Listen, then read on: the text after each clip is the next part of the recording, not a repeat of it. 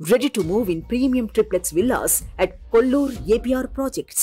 ఎన్నికలు వస్తున్నాయంటే కలహాలు మొదలవుతాయి. రాజకీయం కోసం నిలబడే నాయకుడి కోసం అన్నదమ్ములు, అక్కచెల్లెళ్ళు, తల్లిదండ్రుల మధ్య కూడా అభిప్రాయ భేదాలు తలెత్తుతాయి.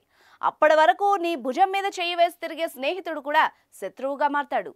చివరకు భార్యాభర్తలు కూడా రాజకీయ నాయకుల కోసం విడిపోతున్నారంటే మీరు నమ్ముతారా? మీరు నమ్మినా నమ్మకపోయినా నిజం. వైసీపీ అధినేత సీఎం జగన్ కోసం ఓ మహిళ భర్తను వదిలేసింది. భర్త టీడీపీని అభిమానించడంతో అతడితో దూరంగా ఉన్నట్టు స్వయంగా ఆమెనే ప్రకటించడం హాట్ టాపిక్ గా మారింది.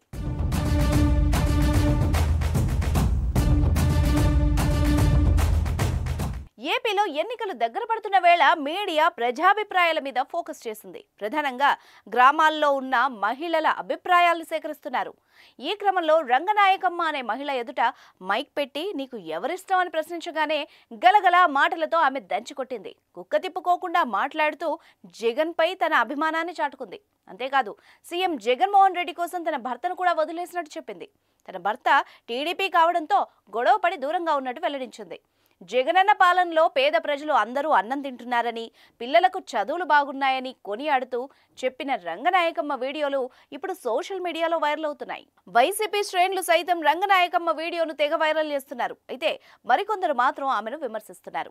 రాజకీయం కోసం కట్టుకున్న భర్తను వదిలేయడం ఎంతవరకు కరెక్ట్ అంటూ ప్రశ్నిస్తున్నారు. ఏదైనా అభిమానం హద్దులో ఉన్నంత వరకు బాగానే ఉంటుంది, కానీ హద్దు మీరితే ఇబ్బందులు వస్తాయని సూచిస్తున్నారు. దీనిపై మీరేమంటారో కామెంట్ చేయండి.